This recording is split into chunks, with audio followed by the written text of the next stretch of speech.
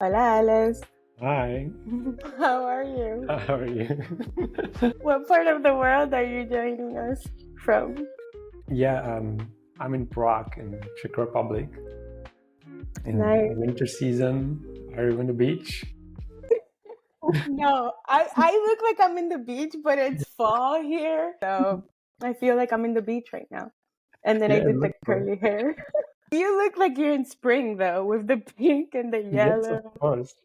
We already have in the shops like equipment for pools, so probably the Prague is getting ready for the spring.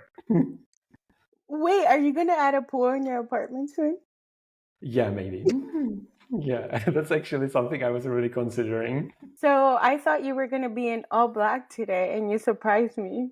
Yeah, I think so. I'm surprising a lot of people with the new ways. A lot of people got used to that I'm always in the black and white and this minimalism. And after I was spending a lot of time in the Caribbean, I think my everything is changing to be more colorful and expressive. And I actually do both. I love the minimalism and clean things also.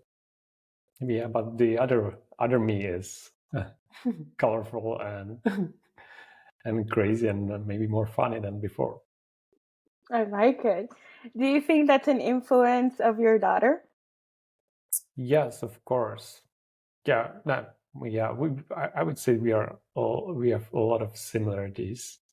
We look a bit the same, and I think we also are quite same one being together. Having we are trying to have so much fun.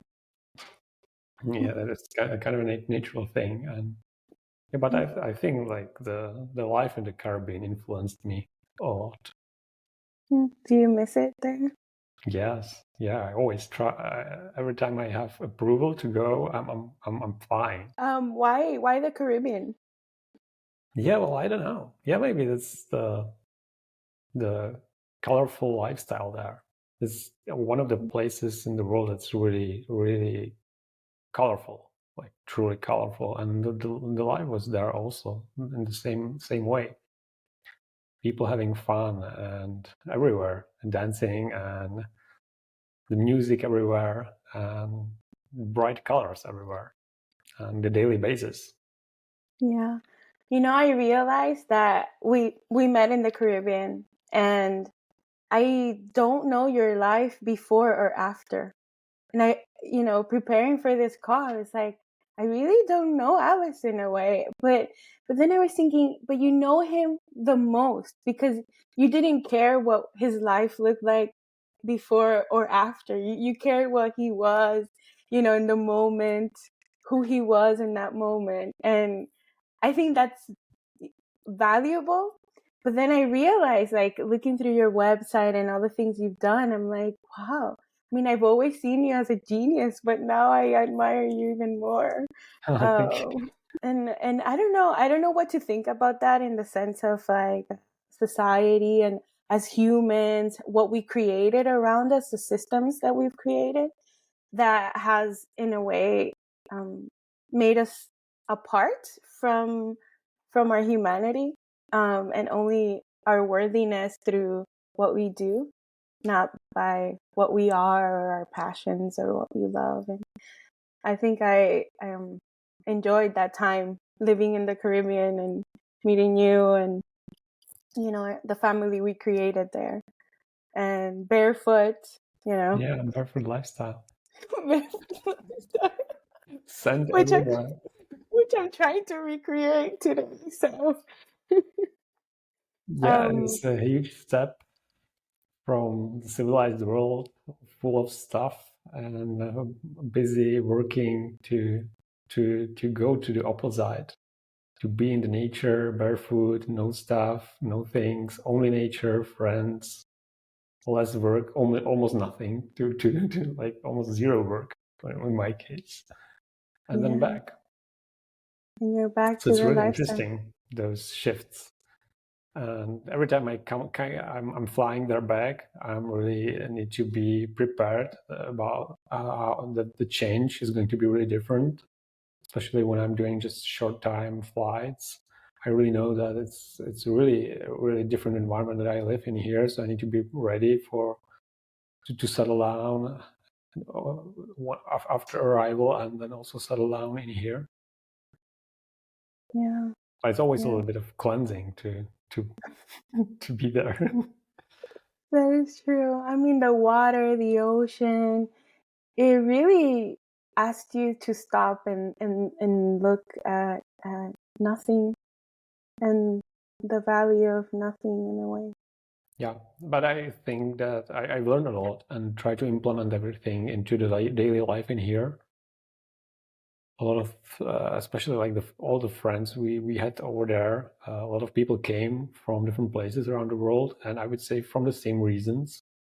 So it's interesting to look what they were doing before and why they moved there, and what's the lifestyle and the values and all the stuff. I think all of the things I was and those ideas I try on a daily basis, implement all of the things I learned. There are so many amazing people there, and they're really clever in the way how to live a life, to don't live in the boxes of the civilized world. I enjoy Prague in a different way right now. Love the opportunities and really try to don't be back in the same life I was being before, because I was the way I was working. I really love what I do, but I can really in here got into the position to burn myself down, and yeah, to forget about my health and other things. There are so many great opportunities in Prague. We have a rich history and so many things to do. And I really love the work, so I can actually be in the flow for a month without even eating. So what things did you? So I'm guessing like, because I was going to ask you like, what are the things then that you've taken from that life in the Caribbean to your daily life, and that helps you, step back from your creative flow state in a way. Yeah, I think that we're really the life with my daughter is really important. And yeah, that was actually since she born, I put the work on to the other side, and she's the most important thing in my life. I know that, and the time is the most valuable thing I have with her. So I really try hard that my work doesn't have much effect into be able to spend so much time and have fun with my daughter. I really try to live a life when having her, and do something, go out and play and explore and teach her something, and spend the time with her. Yeah. I see there's some of your designs behind you, and you're wearing one of your designs, right? Yes. What is the process? Because I've seen it evolved from your previous designs, because I was able to live with a few of your designs and I have a story behind that, but I see that it has evolved as well. Um, I will just say the story so then you can talk. But people would come to my house to visit. I don't know if you remember, but a lot of people would go to my house, like so much, like daily. And they were always attracted to your pieces because they do look like an art piece, right?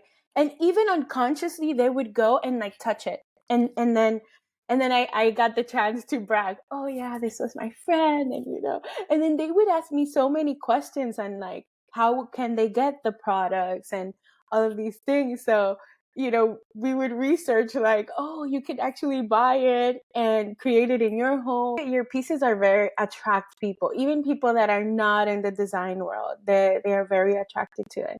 And I'm interested in your, how your brain works to create that. It's the most difficult thing to answer. Yeah, Yeah, I maybe. think that a lot of people probably, especially when those pieces like that, they look like an art piece, right? And I think the first idea is also how the design and art is kind of promoted, right? That people go to the blank paper and start creating, doing something what they feel. But actually, especially from the background, how I was studying and going to schools, for me, it's a really it's a lot about thinking, and there's a lot of ideas behind, and there's a lot of reasons and strategy also.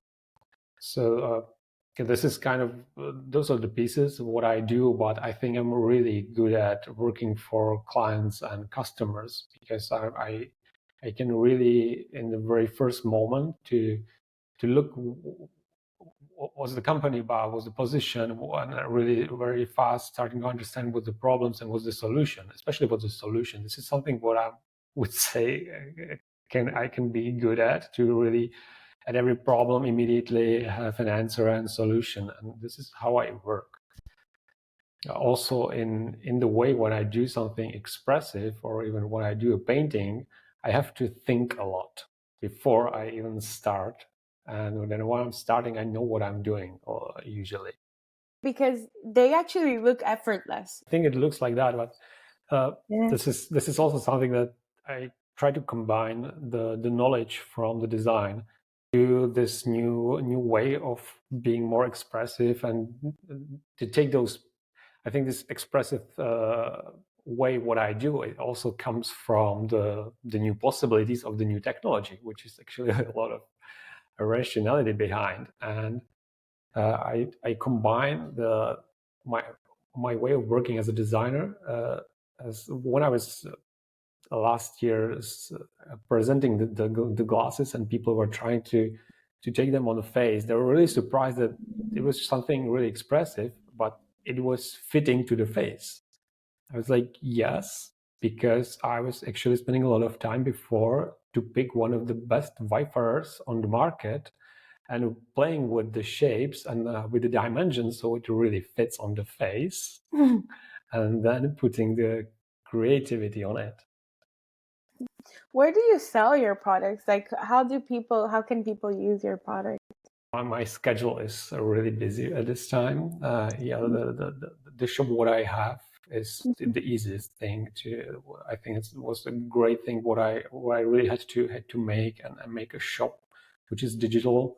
This is something that helps me in my work and career. I was working a lot of years for clients and customers, and with every work I had many ideas in my head, and I was always feeling like it's so pity that those ideas don't have a place and people can take them and use them. So that's why I created this shop, which is a digital, and for people who have printers, where I can immediately, every idea I have, and I think it's smart, I can really fast put it online, and people, and this community I was building around all the people who loves the work can immediately have this access to my freshest ideas I have in my mind.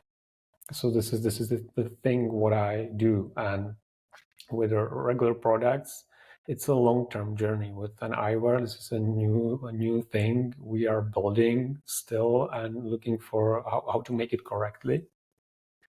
So at this stage, it's more like in a really beta and limited. There are the glasses in a few shops only, and on a website, but they are still in a development a little bit. I was able to see your glasses in person, and I actually thought it was from like a famous German designer that I actually had. I don't have them with me now, but your glasses seem so seamless. I can see how detailed they are.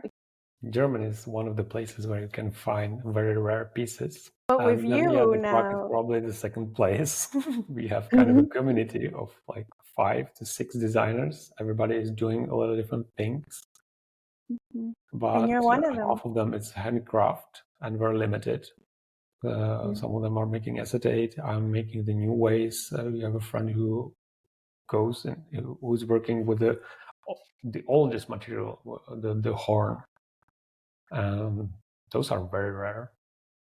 I'm designing a new collection. There's going to be more creativity over there. That one of the classes are for girls. It's full of flowers.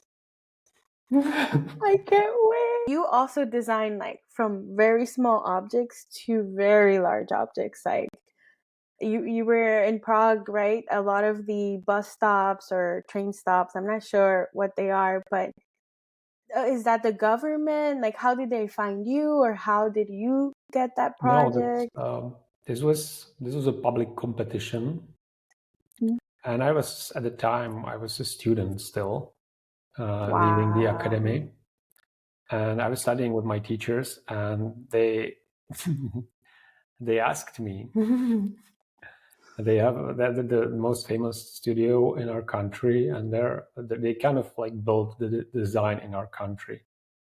Well, after the communism, with all the opportunities they were building this field and joining the academy. And anyway, there was this public competition in Prague, and they asked me, and the question was like, if I can design the products, if I'm open to and want to, and I was like, yeah, for sure, this is one of the best things that happens right in here, and it will happen in the next decades, probably. So, and the next question was like, it wasn't a question. It was like, hey, Aleš, but we need to win it, right? So you need to design it to win it. And the competitors were like the different teachers and the pros. There were a lot of great names in the competition.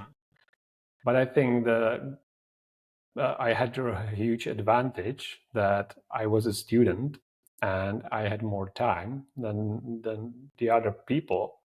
So I could really work hard. And even though I didn't do much, I didn't do all the things before, I was just, I wanted to spend a lot of time, and I think the result was very different than the other people who were trying to compete. So we won that. There was actually two competitions. The first one was the bins and benches and the smaller parts, and then there was another competition, the bigger one for all the bus shelters, which is a huge investment for the city, right? So there was a new competition, and we didn't even wanted to join in. We felt like when in the people's eyes it could look like there is something weird why we could win both competitions, right? In the political aspects, it could look like something that it's not really. It's like, why this studio wanted both competition, right? Yeah. But in the end, we decided to join, and I actually created a design in one day. We really didn't believe that we could win this competition. So, and we won even the second one. So we also wasn't so sure that usually it's way easier for the cities to buy already made furniture. This is really challenging, and it's expensive to invest the money into having something original. When it comes to those kind of products, there are an extra problems that needs to be solved. Who is going to take care about that, and etc. There are a lot of people involved in the project from many sides. There's a city, there's another institution. So many people had to sit at the table and solve it. But I'm really excited that this really worked out, and everybody was so in that it really happened. So that's amazing to yeah, for sure, it's amazing to live in the city and have these products everywhere and see your design everywhere. I have an issue, like when I see my designs that are already done, I'm always like, like taking care of it like a baby. And then I have to step back because I'm like, first of all, this is just a design, and then I'm not managing that, right? Like at the end, it has its own life. Does something similar happen to you when you see these Yes, so you can imagine I'm walking across the city and always closing the doors from the bins. Yeah, that's what happens. This is what happens, you know. There could be some changes in the and when I have time, this was actually what was happening last week. We were having with a guy who was helping with the project discussion if is maybe there's a good time to maybe say, hey, and there are a lot of bugs and issues that should be solved, and ask the city again to open the topic and go there and ask if we can take some time and do this investment to make them better. After the years, there are so many things that could be solved. Some of them I already was trying to do, and some of the problems on the bins have been solved already. But still, there are so many, especially with the shelters.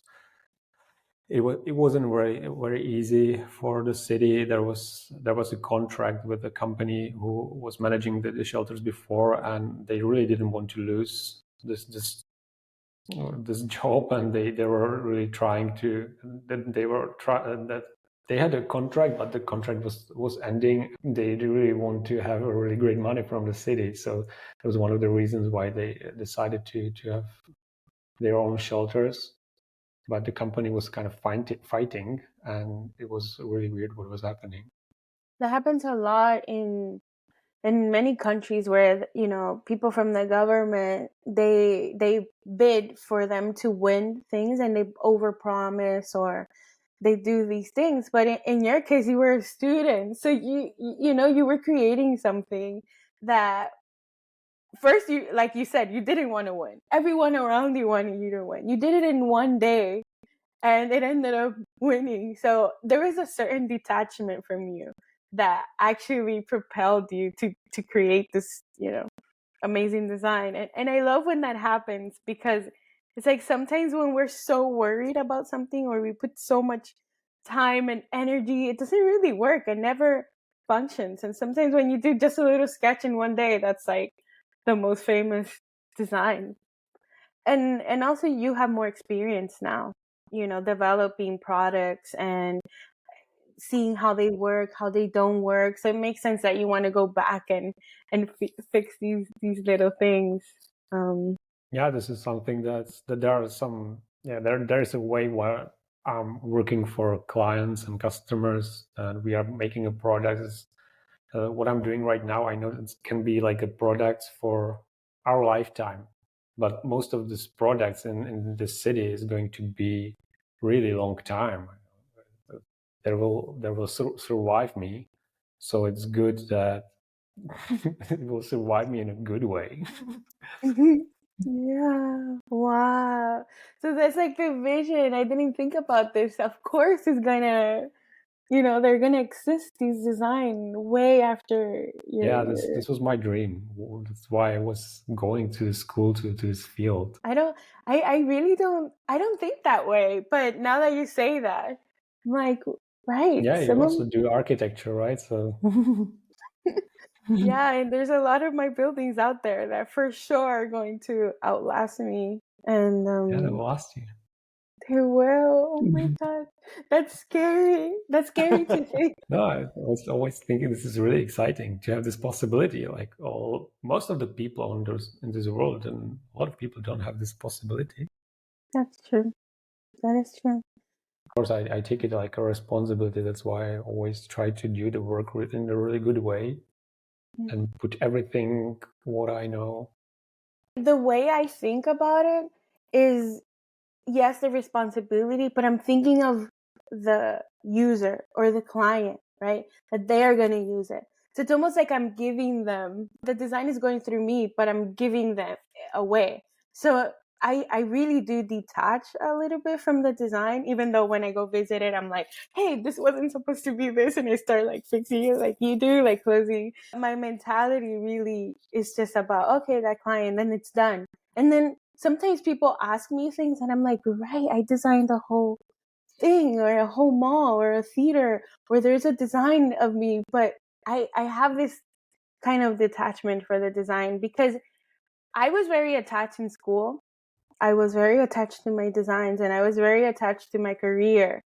For me, my transformation happened when I went to Costa Rica, and I was designing a kids museum in the US, and I left the engineers, all the other, like the team, my design team, everyone like responsible, right? So everyone had their things to do.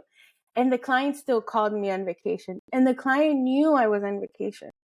And I was in a bridge looking at these big alligators or crocodiles.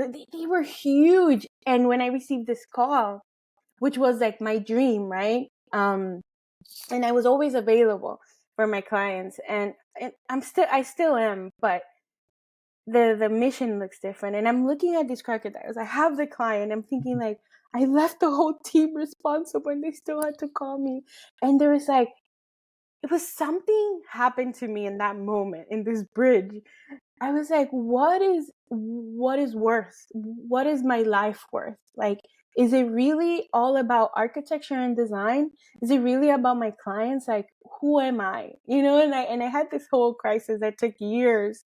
And I'm still in the process of realizing it. But I think I started seeing design very differently. I also had like health issues and burned the body and needed to take 1 year off, kind of. This was while I was finishing the Prague's furniture.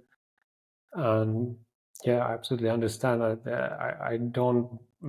I can't much imagine to do architecture. I think I never wanted to be that much responsible, have to this much responsibility. I think I was like, yeah, I like to do the design because this is something that's right fun and joy, and it's really fun to do that and don't have this responsibility. And this actually really happened. This is a news story that the last month or 2 months ago, there was a part of the building falling down through my shelter and killed a man. And it was the first time I was really like, at this moment I was reading the news, I was remembering when I was thinking about the glass roof, and I was thinking, yeah, it's going to be way more cool, but the metal one would be more functional. But I created this decision that it's going to be from the glass, and if it would be from the metal, I think the man would be alive. So those are the moments in life when I start understanding some kind of responsibility. And yeah, I had to implement this into my work. And yeah, this time I was explaining to the client this story. They were trying to. It wasn't about architecture, but anyway, there was a product with the hot water, and I was trying to explain that it have to have a handle, and there are people have kids, and please be responsible. You have to have a handle for a glass product that's going to have a hot water. I'm sorry that happened with within your project, and yeah, I can see how there's a shift. There is a responsibility, and to be extra careful. And sometimes we can focus so much on the design and how cool it is, but at the same time, it's like you can't predict everything. Like that is an exception that happened. Yes, for sure.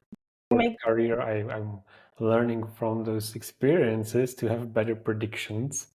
Exactly. And yeah, I was always I was always trying to work that way. And also, some of the clients like hire me to design a product that's gonna make the money for the company, and the money are also for all the people that works in the company. So there is always something like the product will be on the market in 2 or 3 years, and the people would need to make the money to cover all the expenses. So this is also some of the way of thinking always when putting into the design.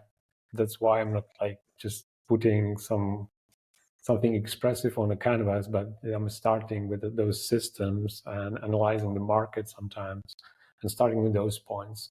What's the strategy? What's what's the plan for the company, how they want to grow and all of the stuff, and making the design based from all the information I put on the table. Wow. I can see your brain getting bigger just thinking about all of this. That's a Yeah, lot of sometimes I feel like responsibility. my brain is full of those informations, and those people didn't even think about most of them, and they're like, "Ooh." Oh my God. I think after our call, I'm gonna have to reconsider a lot of my designs and how I approach design, Why? and like No, it's. I think this is my way, right? This is my way of yeah. working, and people will hire me for those kind of reasons, I would say. Yeah. Yeah, yeah, yeah. No, I've been thinking about because I stepped back from, bigger projects like in the past few years. I've only been like consulting for like sustainable communities. Like those are the biggest projects. And recently I've been doing like families or individual homes or, and it's completely different. I mean, there is still responsibility, but we're talking about a limited amount of users in these spaces. And I'm thinking about their transformation. So I'm thinking about one person or five, but you're thinking of a whole company, you know? Yeah, yeah, the That's whole company and all the users, right? So right now I have a client that are selling a lot of pieces around the world. So there will be a lot of users. And yes, I'm trying to always think about how the users will think and what they need and what they will love, and this is how I think always, and how I was thinking always mm-hmm. in those putting those kind of informations. I always ask the clients the questions they didn't expect I would be asking.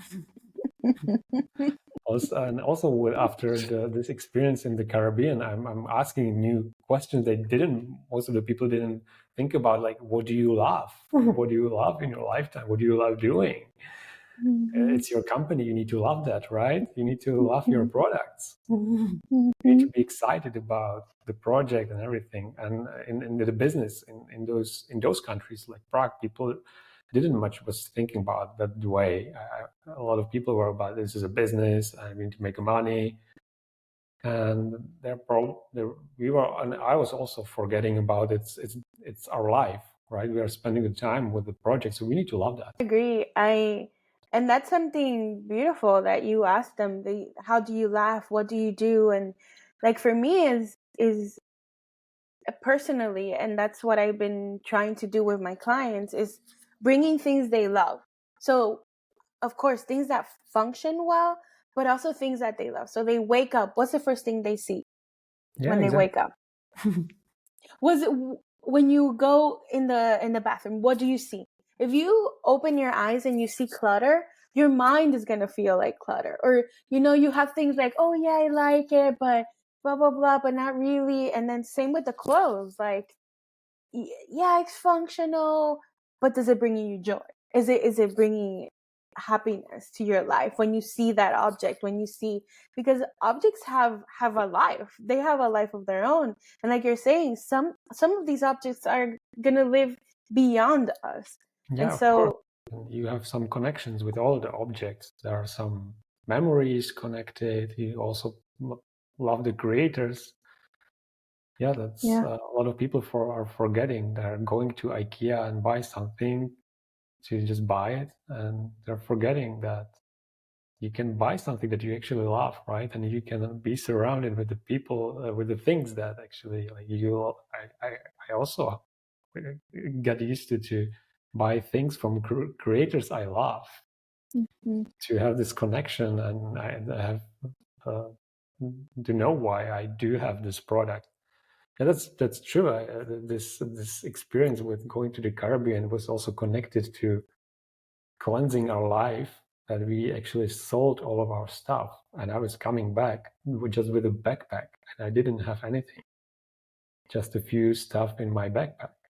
So I was building a life again with thinking about and consciously thinking about what I'm going to buy and why, This Exactly. is what I'm doing right now. And yeah, Yeah. this story that you tell is really amazing. I think this is the same topic that a lot of people who does interior design in here really struggle with the clients, that they really try to to have this talk about that's going to be the place where they're going to live, and the result usually is something clean. Yeah. No, and the thing is, like, these objects that you're buying, right? Like you're saying, buying in bulks or buying from a designer, from a person that you have some type of understanding of why they design these things, like you, right? You design these things and people were attracted to it because they can feel that that's something special. And sometimes people buy things that get dirty and they just they don't appreciate what is around them, and they don't realize how much is affecting them in their mind and their subconscious, because our mind is always observing information, and all of this gets stuck in you. And one thing is also about the attachment to things, because sometimes what there's a saying that says, like, what's trash for one person is like gold for another. It's something like that, right? Like, Yeah. you saying goodbye to the object and saying, like, okay, thank you, but now I really don't need you, I haven't used you in years, or the piece of clothing, you give it away, and for someone else, or a family member, or someone in the street, or you donate it, like, people, they will be used. And if we use that mentality as well, a lot of our problems with sustainability worldwide will diminish. They would diminish. And yes, companies will have to start producing less stuff worldwide, but then that means less waste and more valuable things.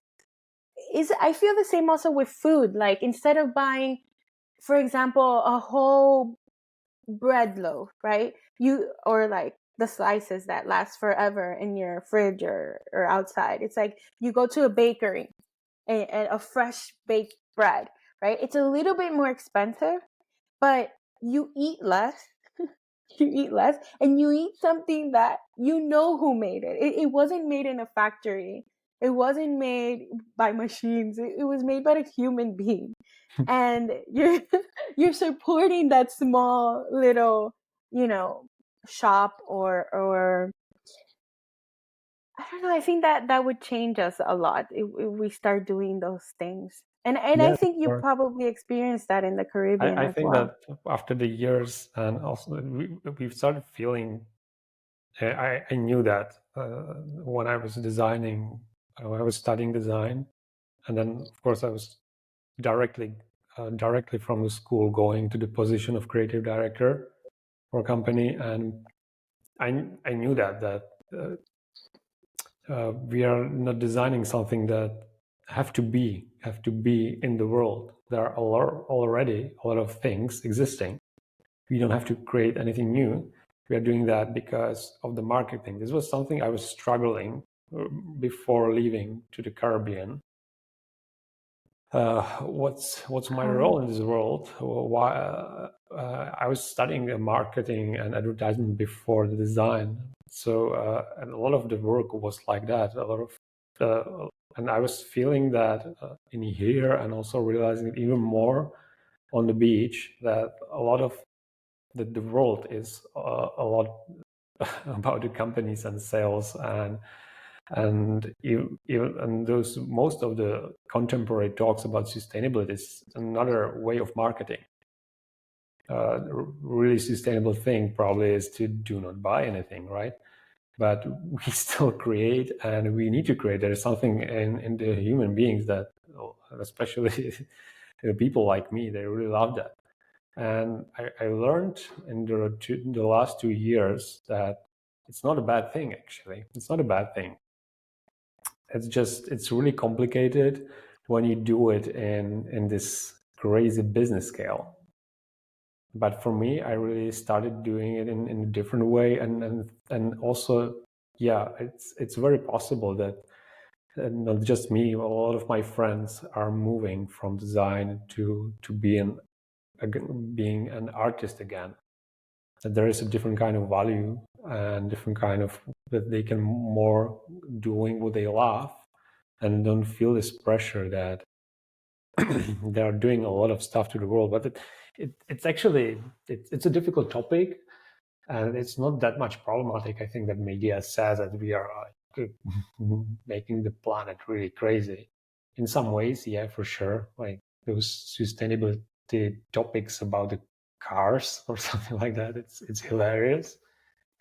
But for me, I'm just I'm really glad that I can pick at this time to something that I love or when I can feel there's something like meaningful.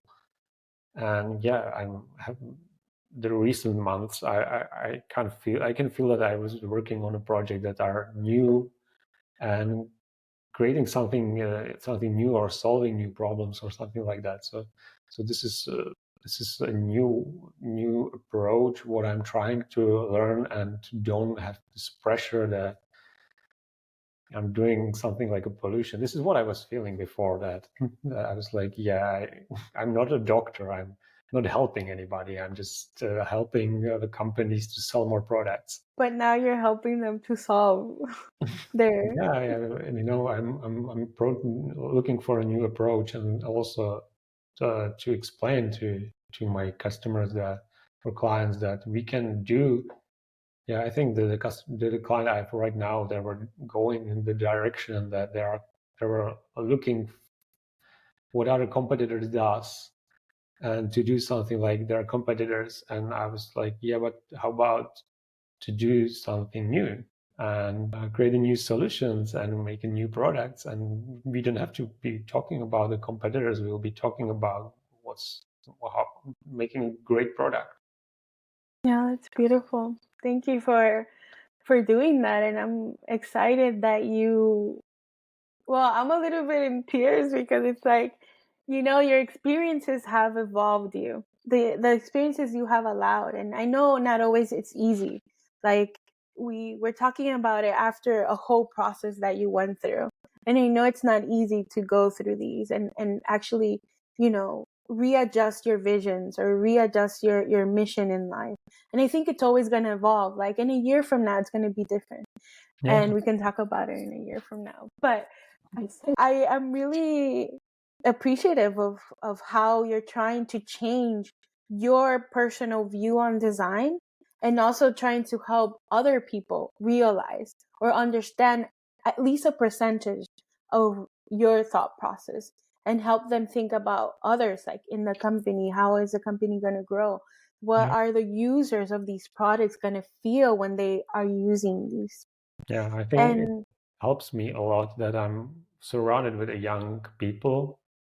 Last year, I was also asked to start teaching and do a workshop and start teaching in the university. And then I also had so many students. I was helping with their finals at the school, and this is a really new experience for me also, to be in the age where I have a responsibility for young designers, and the time right now for them can be really tough.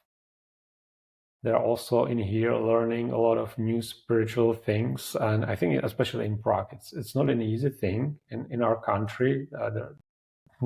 People don't believe. I think the history is really difficult in here. So taking the new ways with spirituality is a really hard topic, especially for those young people. And there are so many issues and so many weird behaviors that people in my generation and older generation, they call them snowflakes. But when I was receiving the works and especially that they were writing or the way of thinking, I think it's really hard for them. So many things. So I was also trying to give them my experience, and yeah, I had a student, and I was feeling the depression from the work really, and I was really trying to help her to talk to her and say, hey, you're a creator. It's one of the most beautiful things in the world. You can enjoy and have fun. You have this gift that you can create what you want, and you don't have to be depressed about if you have to bring into the world something new. You can just enjoy the process, or enjoy like living, and take a break for a while. Enjoy what you do. That's what it is about. It could be what it is about, right? You don't have to be in the position. I absolutely understand that. And here we do have especially when she was going in the fashion direction, and this is a difficult topic, a difficult field. There are so many things happening. It's so fast, so speed, and yeah, for sure, it's tough. We can feel that if you watch the brands, what they do, and all the designers. It can, especially for the people that are at school and they should go into the career. So many things have been done, and at our schools there is a similar pressure. I remember that everything we were doing, there was always the pressure and the question if the thing we do should be alive, like, and why. So those people are under the pressure at our schools to always outperform, be able to outperform and be able to tell, this is why, this is because and because and because and because. And it would be really overwhelming for the people. Yeah, I'm surprised because I also had that experience this year. I was invited to my school by one of my professors, and I was able to see the students they already started the process, and I was able to be until the end with them. And to see them and remember how I used to suffer in a way, but also what brought me joy. And to talk to them and be like, okay, what's the best thing in your design that you love? Not your professor, not your mentors. What is it that you love? And they start talking, and immediately their demeanor changes. And I'm like, talk about that. Because you need to sell your project. I am your client. Your professor is your client. Everything else has solutions. But concentrate on the thing you're loving the most. Because when you graduate, maybe I'm designing a lot alone. You're designing a lot alone, but there's always, you probably hire other designers or communicate with other designers, that at the end, you don't really, as a designer, do everything from start to end. There's always a team helping you. And for me, I love hiring. I love hiring people that are better than me and that they love to do what I don't like to do. Then I can concentrate on what I love. And so that pressure of having to do everything and knowing everything and all these things, and also it's a very expensive career. And when you graduate, there's not a lot of money behind design. People are not paying you millions to be a designer. Be a designer. It's not a business being a designer. Not a business. And it makes some sense, right? In some way, or it can be a business. I also like to look at it in a way that I can build a business and learn that. This is a new thing that I have to learn. But the very, very rare, the in the core, I think there is also something that we are. I was looking. I'm doing a research about how the countries are looking at this topic with creators, and I think, I don't want to say something that's not correct, but I think there is a country in Europe that are financing the daily basis for creators, so they don't have to feel the pressure about the cost of the living, and they can just create. This is something what I sometimes don't want to talk to the clients. I'm like, it would be great if the government would be paying money and I would just do the great job and don't have to think about the other stuff. Unfortunately, sometimes I have to and give some kind of extra pressure. So it's really great when I can find a balance that the client can cover everything I need, and I can give them everything I can give them. Mm-hmm. So that's the really great thing when this matches, and I'm learning how to do that. Mm-hmm.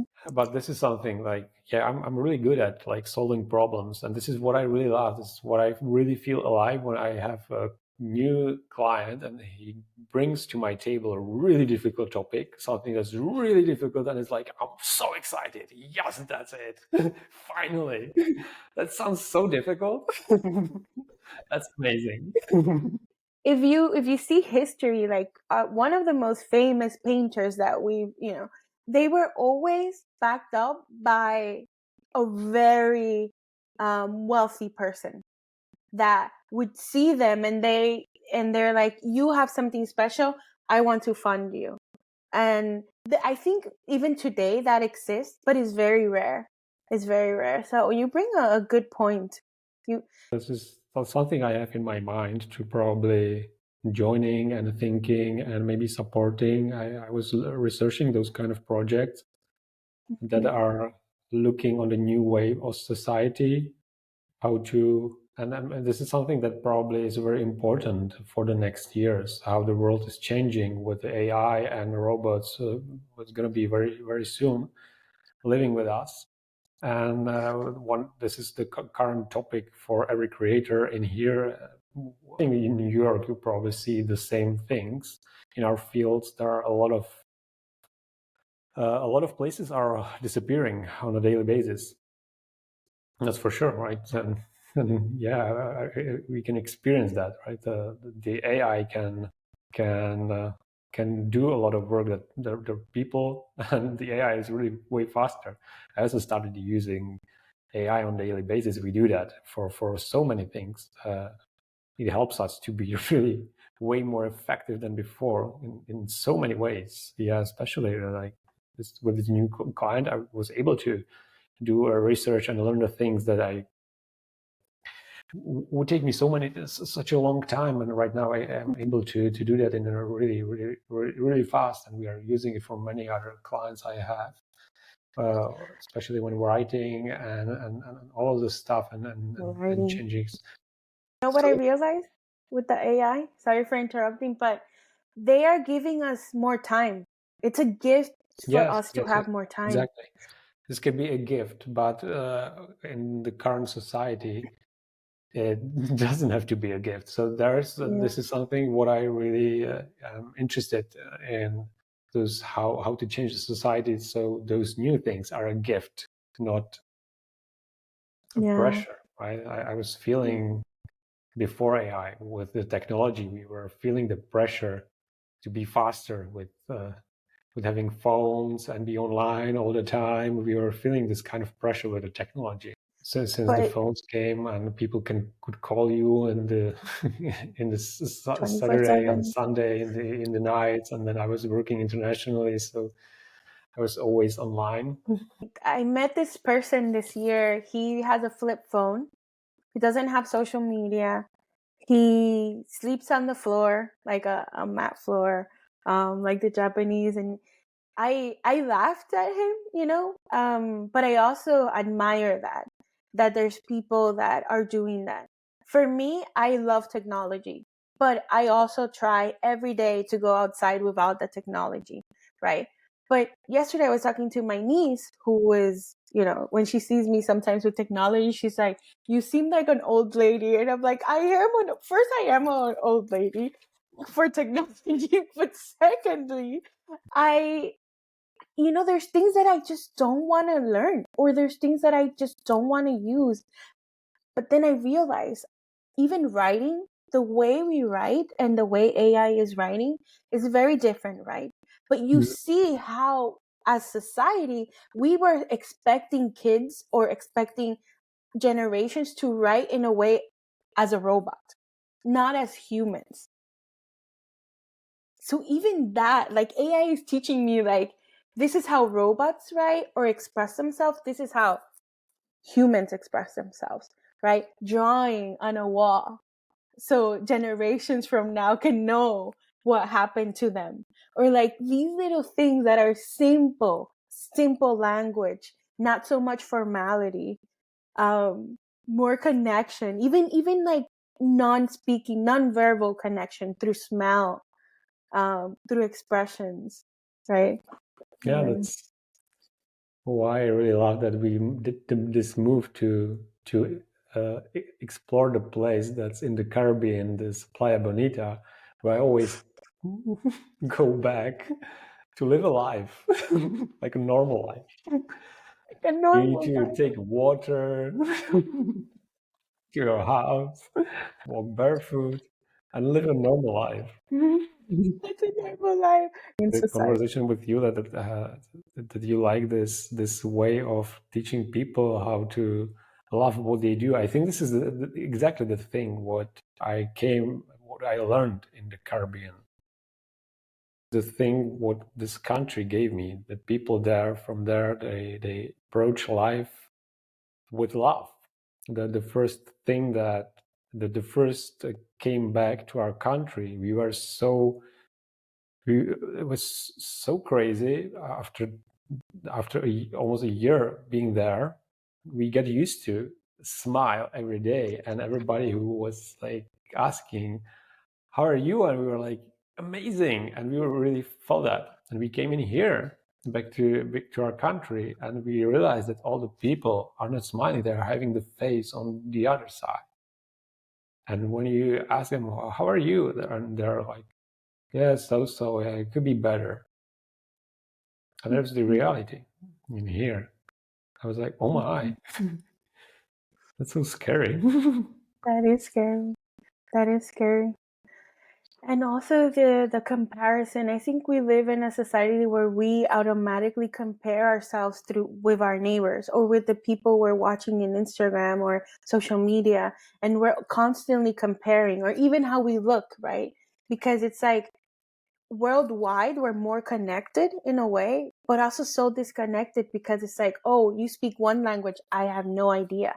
I look a certain way, I live a certain way, and that comparison game is it's affecting us, instead of being like, oh my god, look how cool, they look different than I do. Yeah, this is something that I really unlearned and unlearning right now. That after those kind of feelings, I'm like, it doesn't matter. It really doesn't matter. Mm-hmm.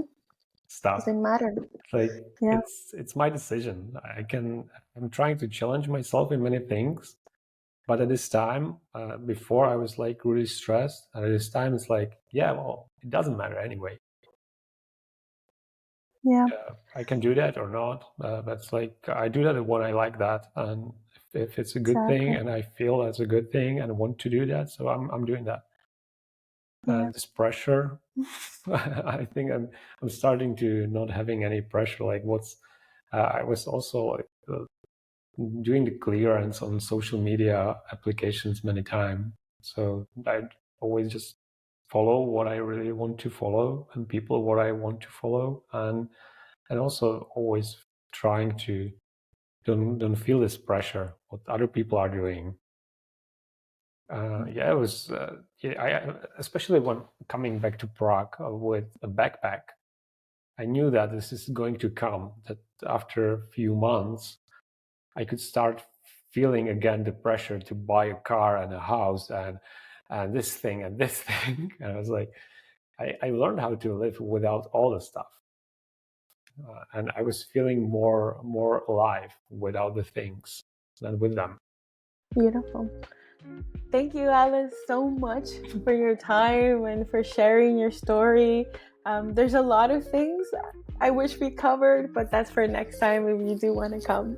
I hope you do. And yeah, thank you so much. Yeah, me too.